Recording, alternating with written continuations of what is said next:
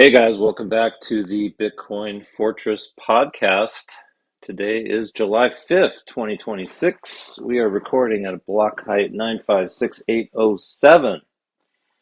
Moscow time is 1,598 sats per dollar, and fees are sitting at 1, 1, and 2 sats per VByte. This is episode 223.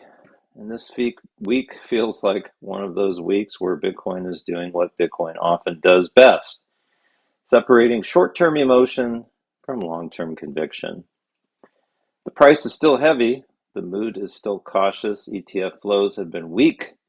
Strategy has been under pressure. Miners are feeling stress. The macro picture is confused. Gold is volatile. The dollar is reacting to labor data, and yet under the surface, the deeper story remains the same. Bitcoin is not a quarterly earnings trade. Bitcoin is a monetary discipline machine. It rewards patience, it punishes leverage, it exposes weak hands, it humbles institutions and individuals. It tests narratives.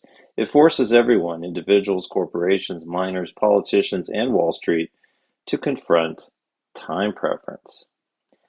And that is the theme of this week's episode. Not price prediction, not panic, not euphoria, discipline. And that ties perfectly into this week's featured Substack post, The Bitcoin Way of Life, Week 7, Discipline Without Force, which is about how good incentives reduce the need for constant willpower. Sound money does not magically make people better. It simply aligns themselves with incentives in a way that makes better behavior more rational. That is the deeper Bitcoin lesson this week. Before we get into it, though, quick shout out to all my listeners in Singapore, my number one geographic location this past week. So I don't know who you are, but thank you for listening. And of course, the US and Canada comes in second and third on the listener list. So anyway, thank you. Appreciate you listening to the show. And let's get into the news for the week, June 28th to July 5th. First up, we'll talk about strategy and the corporate Bitcoin stress test. The biggest story of the week is strategy. Reuters reported that Strategy's enterprise value fell below the value of its Bitcoin holdings for the first time, with the company's MNAV ratio dropping to around 0.99. That means the market was valuing the operating company and capital structure at less than the Bitcoin on the balance sheet. Reuters also noted that Strategy authorized Bitcoin sales and buybacks as part of a broader response to stress in the capital structure. This is a major moment. For years, the Strategy thesis was simple: raise capital, buy Bitcoin, let the market reward the premium, and repeat. That worked beautifully when the equity traded at a premium to NAV, but when the premium disappears, the machine has to change. This is where Bitcoin exposes financial engineering. Bitcoin itself is simple: 21 million, 10-minute blocks, difficulty adjustment, no committee. But when you wrap Bitcoin inside a public company, preferred shares, convertibles, dividends, buybacks, and market expectations, you introduce complexity. The important takeaway is not strategy is doomed or strategy is perfect. The takeaway is that every Bitcoin treasury company eventually has to answer the same question. Are you a durable holder of Bitcoin, or are you a leveraged structure dependent on market appetite? That distinction matters. Bitcoin does not care about anyone's brand. It does not care about anyone's reputation. It does not care about slogans. It simply keeps producing blocks and forcing balance sheets to reveal themselves. Barron's reported that Strategy raised the stretch dividend from 11.5% to 12%, maintained a multi-billion dollar reserve, authorized Bitcoin sales for liquidity, and launched a common stock repurchase plan. That is a very different tone from never sell, but it also is more mature.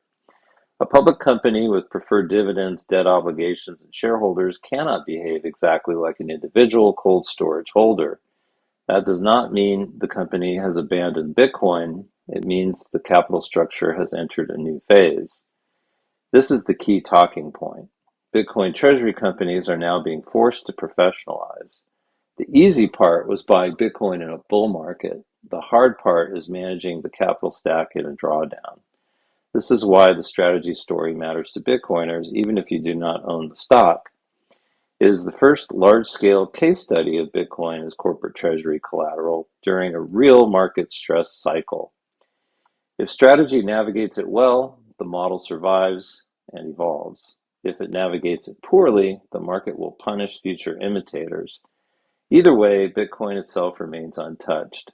The risk is not Bitcoin. The risk is human leverage around Bitcoin.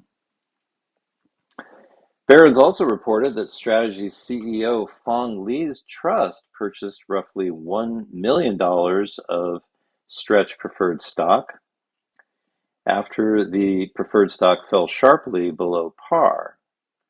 And that another executive bought Stretch and Strike as well. Insider buying does not guarantee anything, but it does matter. It tells the market that management sees value in the preferred stock at distressed levels. More importantly, it shows that insiders understand Stretch is now a confidence instrument. If Stretch trades too far below par for too long, Strategy's capital raising engine becomes impaired. That is why the preferred market may now be just as important as the common stock. For Bitcoiners, this is fascinating because it shows what happens when Bitcoin enters the world of traditional finance. Bitcoin is pristine collateral, but the instruments built around it are not. They have duration risk, liquidity risk, dividend risk, market risk, and perception risk. Again, Bitcoin is simple. The wrappers, well, they're complicated. CoinDesk reported that Strategy adopted a new capital management framework authorizing up to $2 billion in buybacks and creating a Bitcoin monetization program that allows future Bitcoin sales to support liquidity. That phrase, Bitcoin monetization program, is worth sitting with. This is the line between ideology and corporate finance. An individual Bitcoiner can say, I'm never selling. A public company with obligations may need to say, we manage assets and liabilities. The market is now learning that Bitcoin treasury companies are not all the same. Some will be simple holders, some will be leveraged financial machines, some will be forced sellers, some will become disciplined capital allocators. The next phase of adoption will not be about who can announce the biggest Bitcoin purchase, it will be about who can survive a full cycle. Next up, we'll talk about Bitcoin market structure, ETF flows, and sentiment. CoinDesk price page showed Bitcoin around $62,783 on July 5th, while CoinMarketCap showed Bitcoin in the same low $62,000 range. That gives us the backdrop. We are not in euphoria. We are not in a blow-off top. We are in a grinding, uncomfortable, psychologically exhausting market. Kind of like what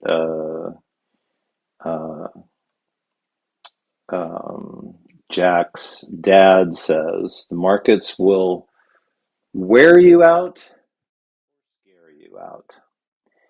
And these are often the environments where conviction is built. People love to talk about Bitcoin when it's going up, but the real work happens when it is boring, painful, and unpopular. That is when people study. That is when they revisit first principles. That is when they either become holders or tourists. Decrypt's Bitcoin market page reported that June 2026 saw about $4.5 billion in net redemptions from Bitcoin ETFs, the worst monthly total since the ETFs launched, and part of an 8-week outflow streak. This is one of the cleanest signals of the current mood. ETF buyers are not ideological Bitcoiners. They are allocators. They are sensitive to momentum, rate expectations, model portfolios, risk budgets, and client sentiment. So, when ETF flows go negative, Bitcoiners should not panic, but they should pay attention.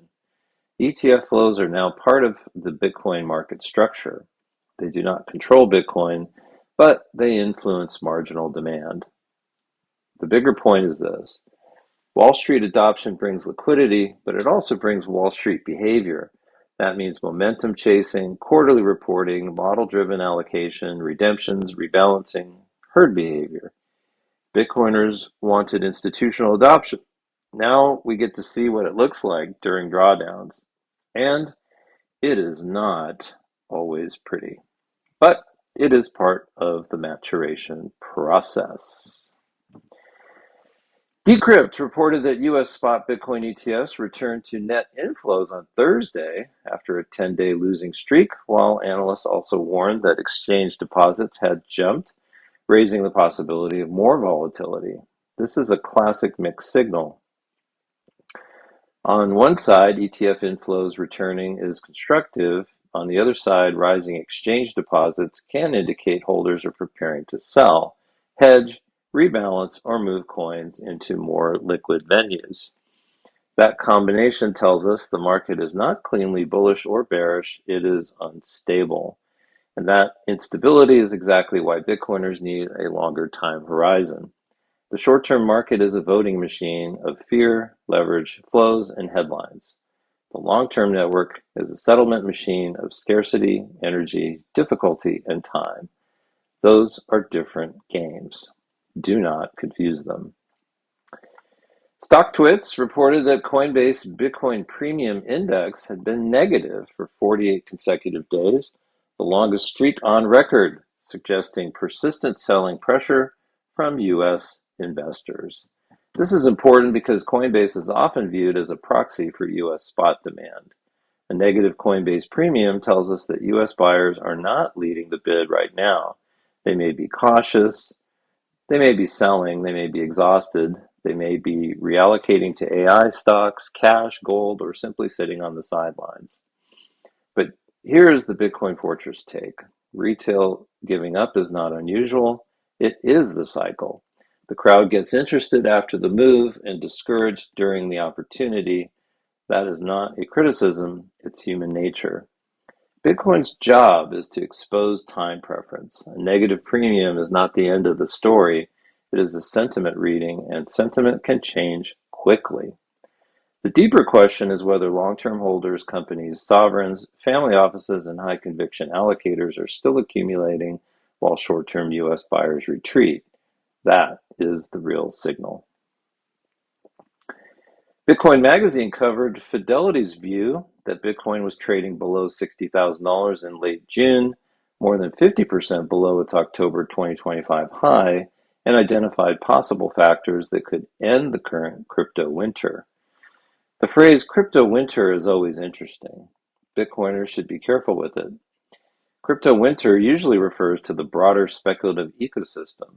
Bitcoin bear markets are different. They're not just periods of price decline, they are purification cycles.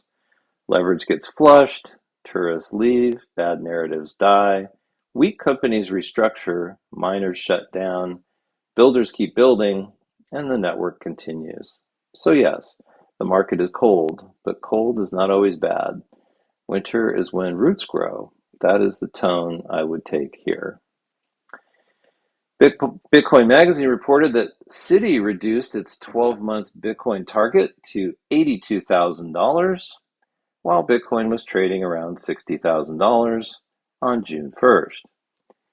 This is useful, but not because price targets are sacred, but because they show how quickly institutional sentiment changes. When price is rising, targets go up. When price is falling, targets come down. That is not deep insight. That is extrapolation.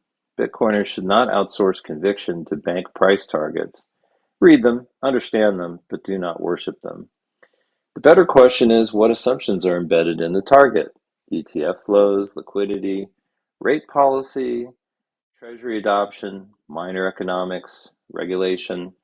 If the assumptions change, the target changes. Bitcoin's terminal value is not found in a sell-side spreadsheet. It is found in whether the world continues to need neutral, scarce, permissionless money, and I think that question answers itself. Next up, let's talk about macro, dollar, gold, and liquidity. Seeking Alpha reported that Bitcoin jumped above $62,000 after weaker than expected U.S. jobs data reduced expectations of another Federal Reserve rate hike. This is the macro story of the week. Bitcoin remains highly sensitive to liquidity expectations. When the market thinks rates may go higher, Bitcoin struggles. When the market thinks the Fed may pause or ease, Bitcoin catches a bid. That does not mean Bitcoin is merely a risk asset. It means Bitcoin is still monetizing inside a fiat liquidity system. In the long run, Bitcoin is a hedge against monetary disorder. In the short run, it trades inside the monetary plumbing. Both can be true at the same time.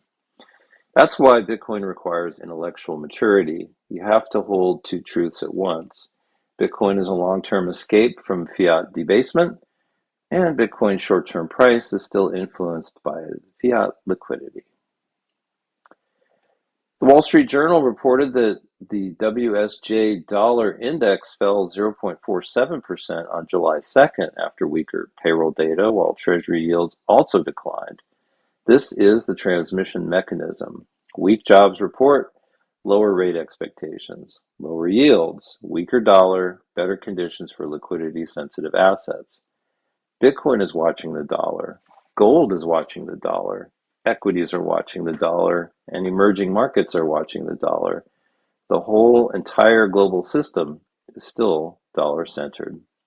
That's why Bitcoin's long-term role is so important. It's not just another asset, it's the first credible neutral monetary network sitting outside the sovereign debt complex. But getting from here to there will not be a straight line.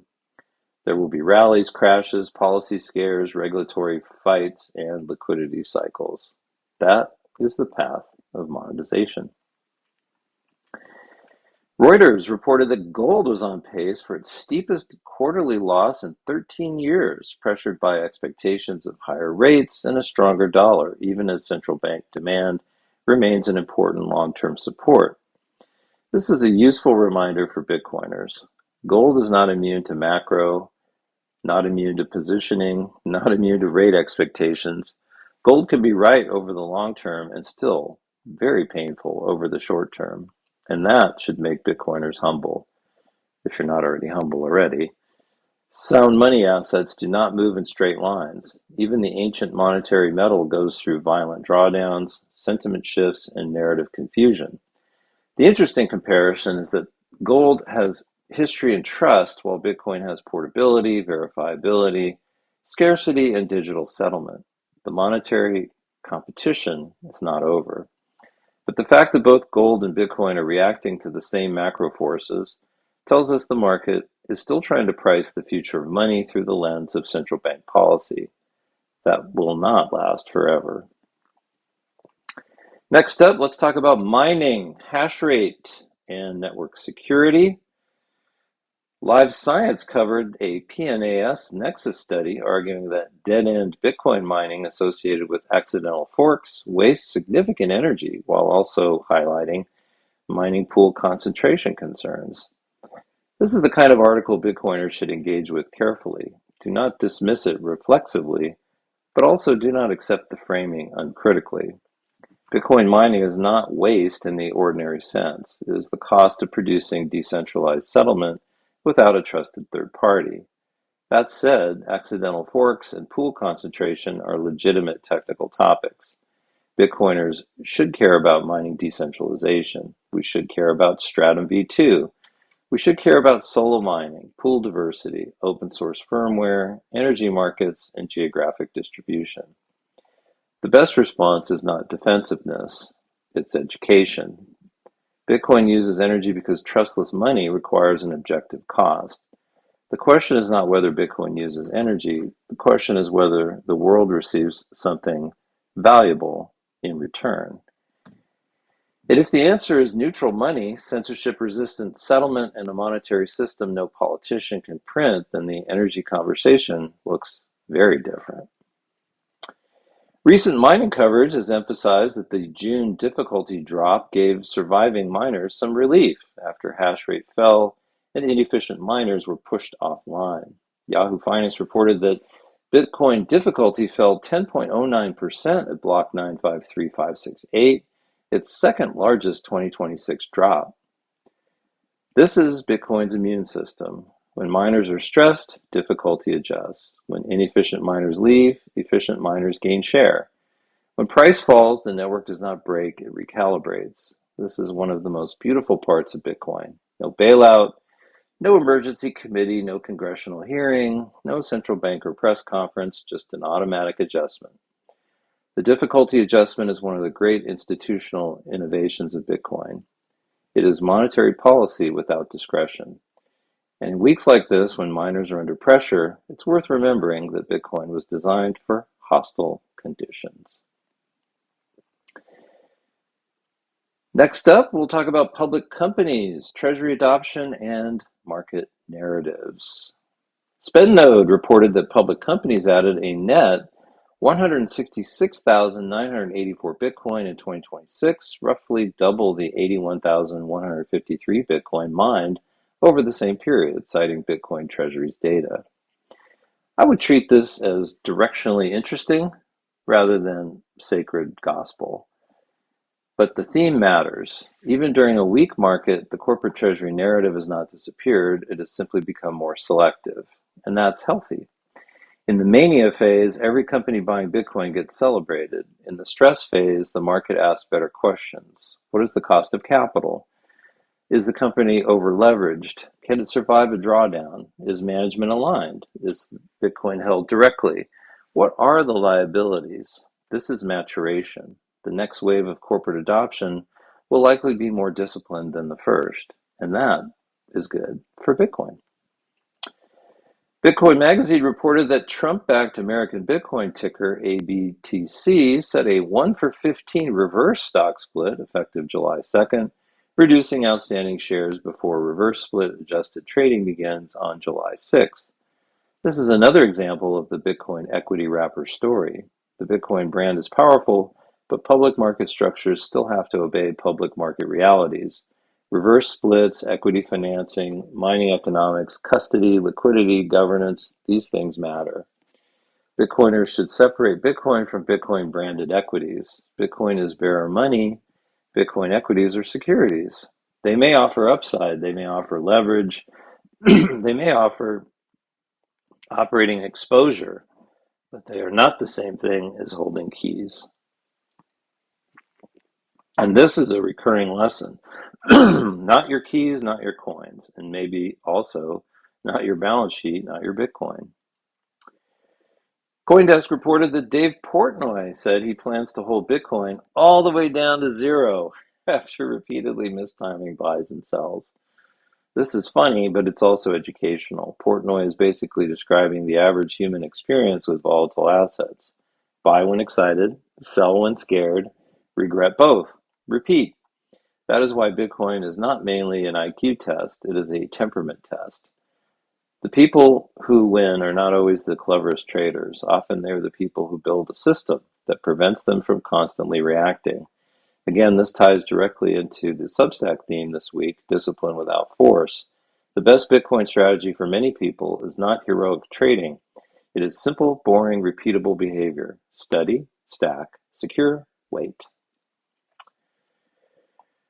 A few themes stood out across the Bitcoin podcast world this week. Let's investigate. Theme 1, has Bitcoin lost the narrative? The Bitcoin Layer released an episode titled Has Bitcoin Lost Its Narrative with Fernando Nikolic, focused on whether Bitcoin's story has fractured, why Saylor's messaging has changed, and how narratives affect markets. This is exactly the right question for this moment. In bull markets, Bitcoin's narrative feels unified. Digital gold, number go up, institutional adoption, sovereignty, store of value, freedom money. In bear markets, the narratives compete. Is Bitcoin a macro asset, a savings technology, a treasury reserve asset, a human rights tool, a settlement network, a hedge against monetary debasement? The answer is yes, but different groups emphasize different pieces. That does not mean Bitcoin has lost its narrative. It means Bitcoin has outgrown a single narrative. That is a sign of maturity, not failure. Theme 2, Saylor, strategy and did he sell? New Era Finance released Michael Saylor, They Want You to Sell Bitcoin, recorded at BTC Prague, where Saylor addressed the controversy around strategy selling a small amount of Bitcoin and explained the difference between personal conviction and corporate fiduciary duty. This was the podcast theme of the week. The Bitcoin world had to process a hard reality. Never sell sounds simple until you're managing a public company with a complex capital stack. I think this is healthy. Bitcoiners should not need heroes to be perfect. The protocol is the hero. People are people. Companies are companies. Balance sheets, well, they're balance sheets. Bitcoin does not require flawless spokesmen. It requires blocks. Theme 3, MicroStrategy as a financial machine, not just a Bitcoin proxy. MSTR Today covered episodes such as Bitcoin's new weapon, how MicroStrategy is winning, and MicroStrategy's $733 million problem Wall Street isn't talking about. Both focused on Strategy's capital structure and the risks and opportunities around preferred shares, dividends, buybacks, and Bitcoin holdings. This is where the conversation is getting more sophisticated. The early MicroStrategy narrative was Saylor buys Bitcoin. The current MicroStrategy narrative is how does a Bitcoin-backed capital structure behave under stress? That is a much more interesting question. And it is one Bitcoiners need to understand because this model may influence future corporate adoption, credit markets, preferred equity, and even Bitcoin-backed lending. Theme 4, Bitcoin as a protocol, not merely digital gold. 51 Insights featured Jeff Booth in a discussion arguing that the market may be mispricing Bitcoin by treating it only as digital gold rather than as a protocol layer comparable to the early internet. This is powerful framing. Digital gold is useful, but Bitcoin may be bigger than digital gold. Gold is a monetary asset. Bitcoin is a monetary network. That distinction matters. A bar of gold does not settle globally in 10 minutes. A bar of gold does not run on open source software. A bar of gold does not integrate with Lightning, Nostr, Fedimints, multisig, DLCs, or future financial infrastructure. Bitcoin is money, but it's also a protocol, and that may be one of the most underappreciated ideas in the market today. And finally, the fifth theme, Bitcoin culture keeps wrestling with adoption. Bitcoin Magazine podcast featured comedian Ryan Long in a Bitcoin Backstage episode discussing whether Bitcoin is a cult, Saylor, treasury strategy, risk tolerance, and the psychology of wanting to forget you own Bitcoin. This is lighter content, but it touches something real. Bitcoin culture is changing. The old world was cypherpunks, plebs, node runners, privacy advocates, and Austrian economics nerds. The new world includes ETFs, public companies, politicians, comedians, influencers, and Wall Street analysts. That creates tension, but tension is not always bad. It means Bitcoin is moving from subculture to institution. The challenge is to preserve the core values, self-custody, decentralization, privacy, sound money, and personal responsibility, while the outer layers grow. This week's featured Substack post is A Bitcoin Way of Life, Week 7, Discipline Without Force. The core idea is that discipline is often misunderstood. Most people think discipline means constant willpower, forcing yourself, fighting temptation, grinding through discomfort. But sustainable discipline usually comes from alignment, good systems, good environments, good incentives. The post argues that people respond to incentives not because they're weak, but because they are human. Some environments reward patience, others reward impulse. Some systems encourage saving, others encourage consumption, and over time those incentives shape character. That is exactly what Bitcoin does. At first, people find Bitcoin because they want price appreciation. Then they study scarcity. Then they understand debasement. Then they start thinking in years, then decades, then generations. And without even noticing it, their behavior changes. Saving becomes rational. Consumption becomes less urgent. Patient becomes easier. Time horizon expands. That is discipline without force. Bitcoin does not yell at you to become better. It quietly rewards better behavior. And that may be one of the most powerful aspects of sound money. Before we wrap up, I want to mention the 4 Bitcoin Fortress books. If you're new to this work, please check out Bitcoin Fortress, a simple guide to Bitcoin for beginners, Bitcoin Retirement and Estate Planning, The Bitcoin Lifestyle, and the newest book, The Architecture of Money. The Architecture of Money is the latest edition and probably the most complete expression of the macro thesis: debt, demographics, monetary debasement, political incentives, inflation, and why Bitcoin represents a fundamentally different architecture for storing value across time. If this podcast helps you, the books go deeper. They're all part of the same mission, helping people build their own Bitcoin fortress with more clarity, more discipline, and more peace. Well, folks, that wraps up episode 223. This was a week of stress tests. Strategy is being stress tested. ETF holders are being stress tested. Miners, gold holders, the dollar system, and Bitcoiners all being stress tested. And that's okay. Bitcoin was not built for perfect conditions. It was built for reality. It was built for uncertainty, mistrust, debasement, political incentives, human weakness, and institutional failure. The blocks keep coming. Fees are low. The network is alive. The difficulty adjusts. The supply schedule remains unchanged. And for those willing to think in decades, weeks like this are not reasons to panic. They're just reminders. Discipline does not always feel heroic. Sometimes discipline is simply continuing to do the right thing while the world is noisy. Study Bitcoin. Stack responsibly. Secure your keys. Take care of your health. Love your family. Build your fortress. Freedom, health, and positivity. And with that, I will talk to y'all next week. Bye-bye.